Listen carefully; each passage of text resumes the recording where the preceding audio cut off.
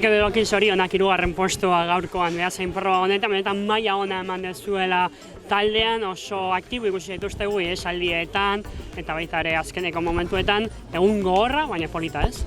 Bai, altzoko, Lierniko lehenengo hasieran eskapa txiki bat egin da, eta 3 sartu da, ekipoko 3.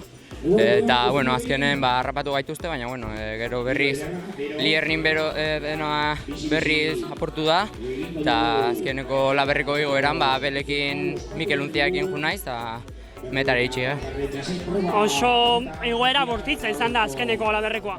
Bai, oso azkarra, aurretik beste 2 txirrindulari zeuden, eta hasieratik hasi ritmo oso azkarrean, da, goian harrapatu ditugu, eta 3 jungora azkenengo partean. Zorionak. Eskerrik asko.